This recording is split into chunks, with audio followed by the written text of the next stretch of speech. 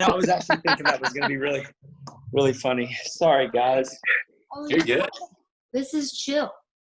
I feel like I should be somewhere beautiful since I'm somewhere beautiful. Yeah. Starbucks parking lot. Right when I saw Ingrid's name, you know that feeling where you're like, I've got it wrong. Gilbert. I was literally just chilling, but like, I was like, I saw her name and I was like, yeah, I've done something wrong here. No, you're fine. How is everybody? We're good. Ish. Good. Come on. Gosh. Man, it looks like you are in a beautiful spot. The Oh my horseback God. This place is fucking beautiful. Look at this behind me. We're in, Oh my gosh. I know, we're in Idaho, It's amazing. Jeez. which I've never been to Idaho, but I tell you, it's amazing. I love it. Oak Creek Jungle. I don't really know. Are y'all all in Nashville? Yeah. Yes. I just got back from Minnesota, actually. I was You in did? Yes, in the woods, in the middle of nowhere. Prime. For how long? Like a week. Yeah? Oh, that's nice. It looks like Sam has not had access to a... It's not treating me well, this quarantine. I know. Look at you. I could not Sorry. grow that in 5 years. People have been saying like, "Oh my God, you have a beard." I've had a beard for 2 years, but I feel like it's getting not groomed well enough. It's You know what I mean? something- Like everyone's kind of like, "Oh, you look It's you not thicker. taking care of yourself." It's thicker, yeah. Those aren't Since I've great. seen y'all's Great song attitude. at #1 since I saw y'all, which is amazing. Woo! I'm Yeah. trying to say, Thank you. this is where we're sitting. Okay. All right. Hello. Oh, you're falling. Get him. Y'all, it's a wrap. Oh, God. Okay. Hey, you Look. got a one also. Congratulations. Oh, thank you. Thanks. Yeah, I forgot. Oh my God.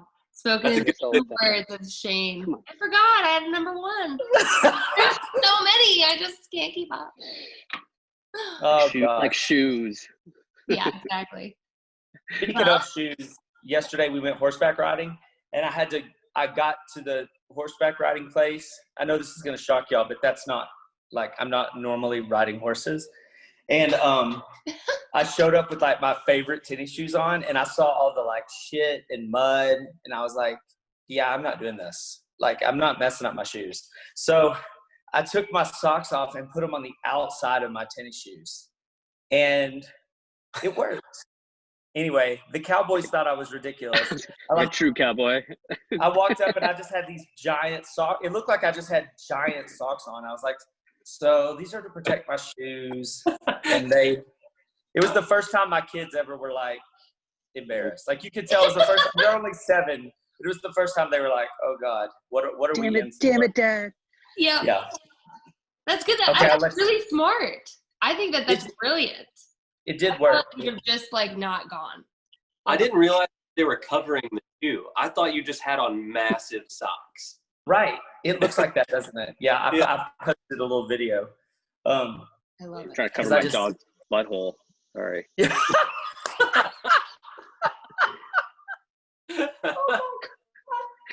That's the best thing I've ever seen. Sorry, everybody. That's being a good dog, Dad. That is the funniest thing I've ever seen. Oh my God. Can't Well, have on nice that things. note, we are gathered here today to discuss our lovely song, Waste of Lime, that we all wrote together. And we're just here to talk about that process and what kind of crazy day it was and all the things, because I feel like, I mean, everybody has been asking, like, what is that? How did that song come about? Because most of my songs are just like very sad and introspective. And so this was like the first song I put out that was like happy, but it's not even happy. So That's what I think is funny, is that when everybody that's mentioned it to me has said, like, how did you get Ingrid to write like a happy song? I'm like, have you listened to the words of that song? This may be the saddest of all her characters. Juxtaposition, little, Yeah. yeah. It all started with damaged fruit. That's how it all started. We were gathered around, destroyed fruit. Damn. Where did that hook come from? I know one of y'all Literally. Right? We were sitting around the island, right? Yeah. We were sitting around that island, and then there was just limes everywhere. I think we had been drinking the night before. You think we maybe that morning too. I don't know. It was just. You think, Sam? Yeah, you think we've been drinking? Yeah. I have no idea how y'all even answered the door. The state of the house. That when I walked in and all the empty bottles and limes. We were pretty excited about being in LA, and we were pretty excited about riding with you. And we went hard the night before. We got like sugarfish delivered to the house, and I mean, we had a pool, so we had been in the pool and a lot of drinking, and then that was day one, right? That we got to town, to LA, right? I think we also wrote another beautiful song.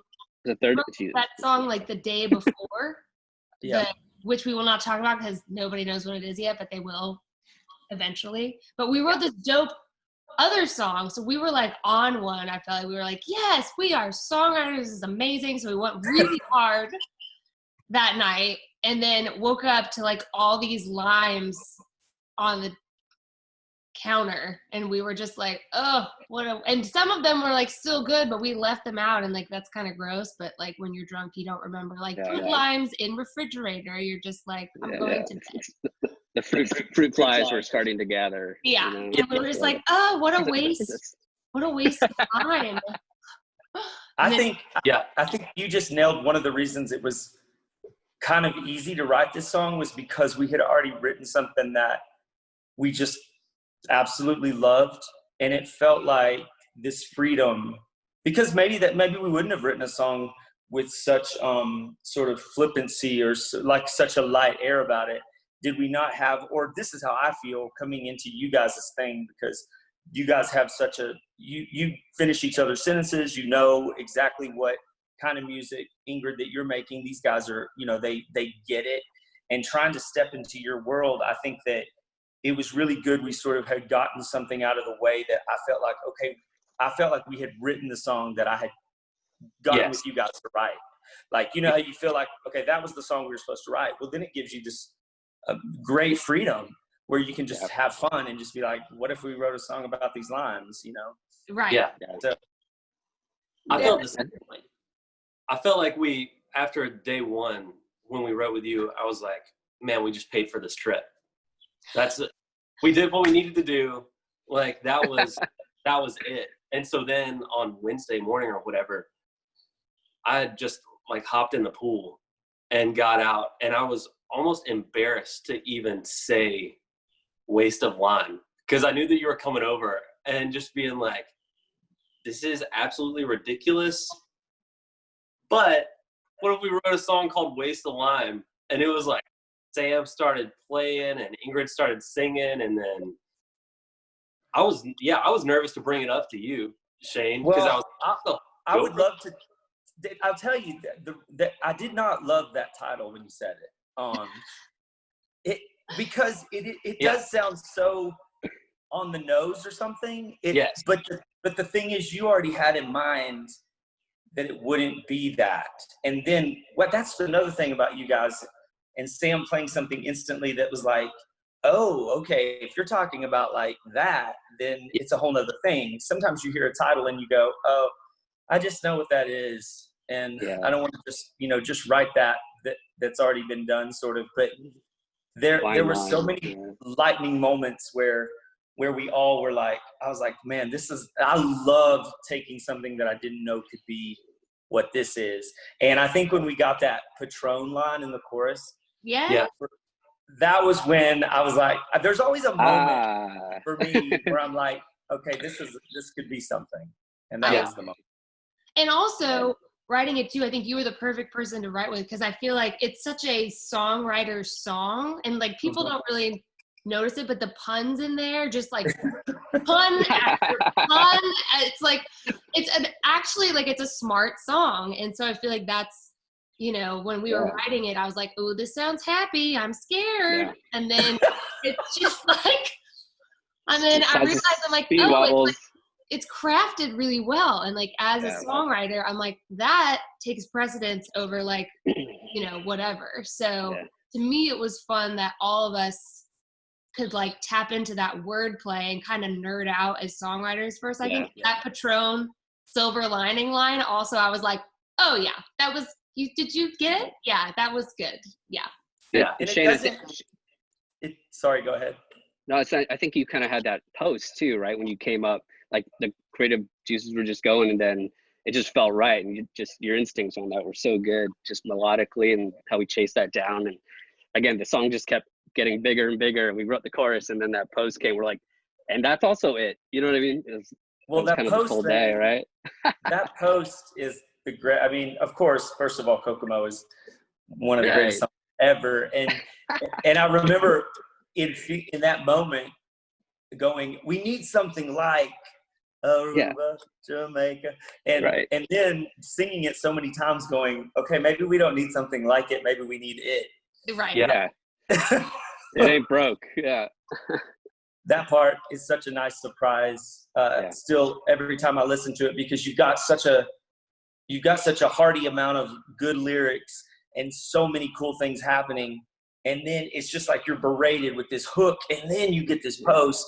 It just feels, I love being surprised that way. Even if it's a song that I'm a part of, I love listening to it and going, how do we do that? That's my favorite thing. Yeah. And sonically, it was such a good sort of palate cleanser after the chorus, and just sort of the movement of the rest of the song. And then it just kind of floats for a minute, right? And it's like, a great sort of palate cleanser for that, what we were doing in the chorus. So Ingrid, it kind of sucks that you have this song, and we talked so much about how you couldn't wait to sing it live, and now we're in a place where you're not getting to sing it live.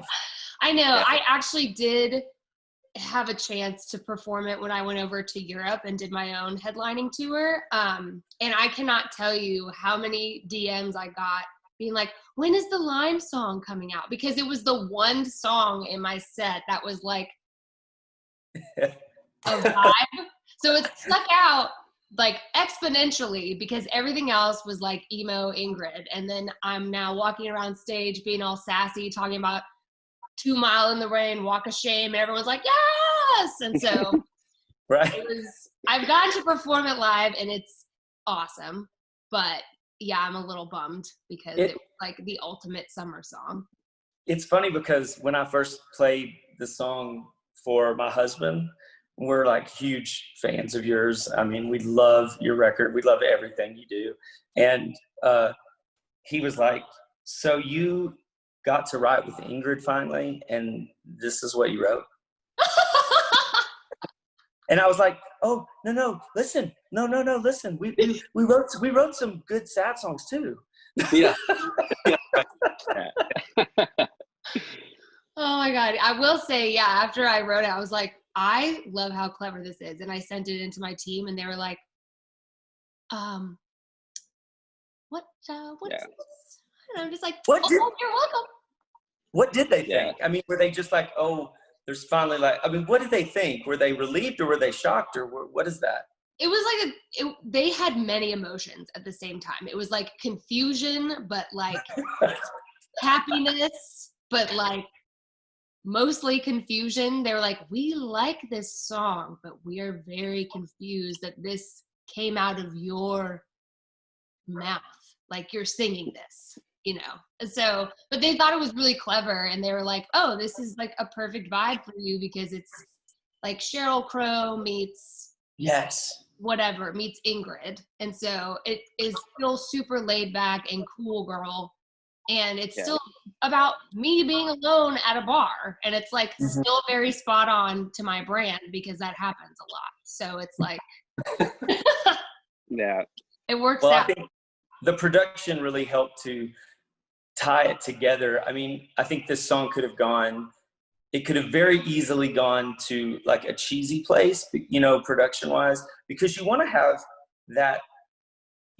the hint of what you're talking. I mean, you know, you want it to have that nostalgia of like sort of Margaritaville meets Jose Cuervo meets these older songs that that have that fun sort of tequila thing, but for you, it wouldn't have worked if it was just like a hat on a hat. Like it has to have some sense of musicality that sort of tie it with your other things. The production is absolutely out of this world. I mean, it's so tasteful. For it just really brings the integrity to a song that people might not get how much is there, Mm-hmm. A lot of that stuff we pulled from that day, like when we wrote it, like the background vocals were everything that we recorded in that room or patio, wherever we were, just an SM7, and a lot of it was kept or salvaged from that day, as it goes these days too, with that was stuff. So that was a really fun part of we would hop in the pool and then hop out, and like Sam would be playing guitar and then we'd be laying down vocals, and then that high harmony back part, like in the bridge, all of a sudden Sam just went for it and set way up there, and we were like, dude, that is sick. I mean, everybody gets one. Yeah. That's great. Yeah, it's all worked out. What a day. And it was really, it also helped.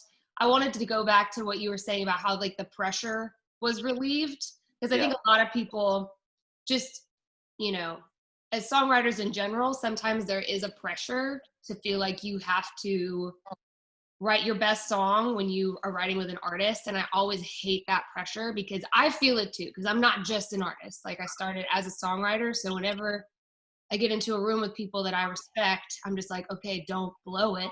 Like write something brilliant. And I just think this song would have, like we said, would have never been written had we not already written that song the day before.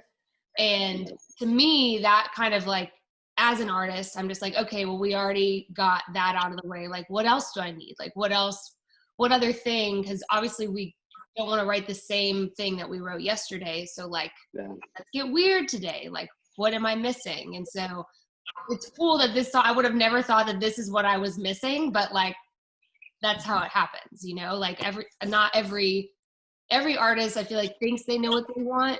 And then they'd be like, I want this. And then you do something else. And then they end up wanting that more than they did the thing that they told you they wanted. So I love what you just, I think what you just said is so important, especially for songwriters that are hoping to get in the room with an artist or hoping to have a relationship with someone like you from the beginning, like what Derek and Sam have, that you guys have been able to sort of find this together. And that, that I just like you speaking to that, because a lot of people don't understand the pressure that does come with that. And on both sides, because a lot of times I think about the pressure of, you already had a record. I mean, your record was coming out. And so the idea that I'm going to sit down, and I've heard all these songs of yours, and the idea that I'm going to come into this thing and somehow bring something to it that you guys don't already have, you feel like you want to pull out every trick. And on the other side of that, the artist feels pressure that they also, you don't want a songwriter leaving the room going, what was that artist there for? And certainly, you're certainly not that kind of writer artist. You are a writer first. But we certainly have all been in rooms where we think that the artist has just been pressured into writing their own songs, and really all they do is get in the way. And it's not their fault. It's because somebody has told them you need to be writing your own songs.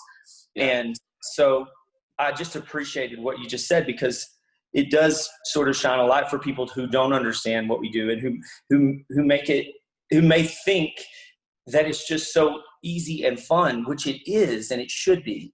But a lot of the times going into things, you feel a little scared. And I wake up most days thinking, I can't do it. I don't know how to do it anymore. And especially with the way things are right now, we're doing it differently, and we're doing it on Zoom. And it's, and that day, actually, this is a funny moment of talking about pressure.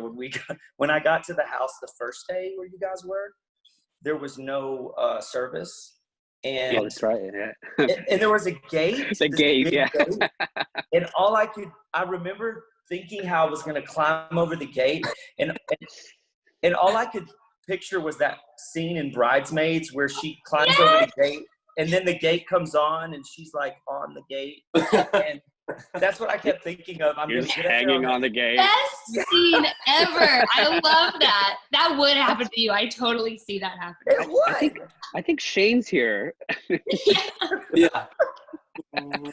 No, but yeah, that's my memory of showing up that first day at that house, and there's this gate, and I'm like, I don't know who to call, because first of all, I couldn't call anyone anyway because of the service. Yeah. I was trying to push these buttons, and I thought, well, I'm not going to miss this day, so I'm just going to climb this damn gate. Anyway, eventually it opened. Starts throwing pine cones out the window. Rock. Yeah. Old school, you know. That was a really, really nice house, by the way. Y'all are like a big deal in it. Because that felt...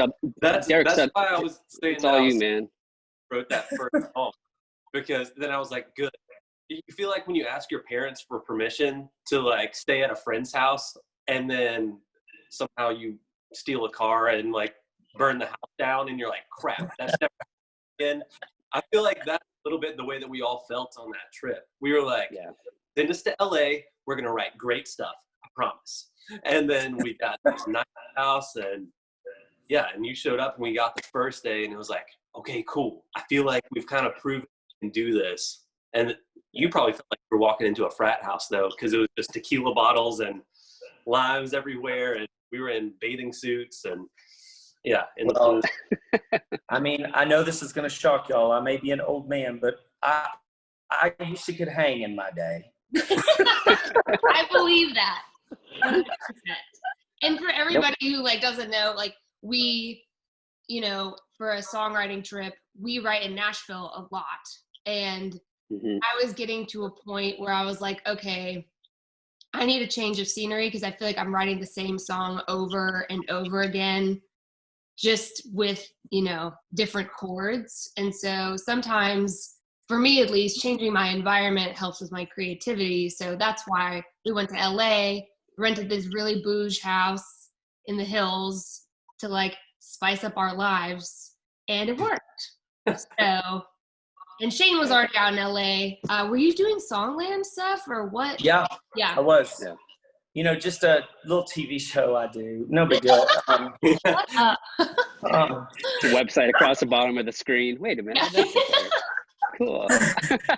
No, that's why I was out there. So it worked out perfect. And that was really the only writing I did at that time, because Ingrid and I had met, and I knew you guys very little. I knew Derek some, but Ingrid and I had met in the weirdest way, because when someone reaches out I reached out to her, and the reason it was weird was because I've had other situations where people reach out to me and they want to write, and then they'll say, well, let's meet up like beforehand and get to know each other. And I'm always like, that seems so odd to me, like to go and why wouldn't we just write a song? Yeah. But most of the time what happened in this situation was that was how I reached out to Ingrid, because I mean, I'm not trying to like be self-deprecating.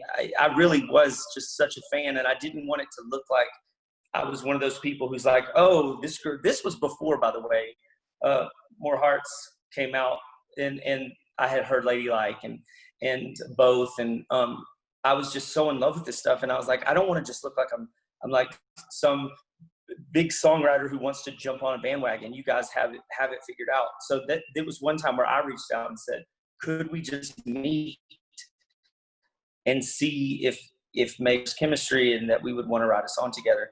More than anything, I just wanted to know her, because I just think that she's so amazing. And so anyway, it was just funny thinking about that. I sort of did to her what it kind of bugs me when people do to me. I didn't mind it, because it was a nice, like, I thought it was a really good meeting, like get to know you, like it was just vibe. And that's how we even talked about, like, well, maybe when we're in LA we can write, and then it all came together from there. So everything happens for a reason. And honestly, we probably wouldn't have written Waste of Lime had we not gotten completely wasted the night before. So that's right. Absolutely. Everything worked out. Can we do it again many times over, please? Absolutely. I'm dying.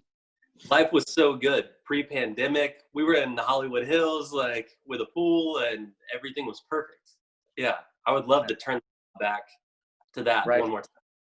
I know. Yeah. I know. Well, there's definitely songs to be written about this too, but the next time that y'all are out and getting wasted, even if y'all get wasted on Zoom, will y'all call me the next morning so I can cash in on your crazy? We got this terrible idea. Cashing on your crazy. Oh my God. Well, I love you all. Thank you for taking the time to talk about this amazing song of ours. And we'll probably do it again soon and then do this. We'll do it. Yeah. We Thanks, will. y'all. All right, everybody. Love you guys. Later. See you later. Bye. Love y'all. Goodbye.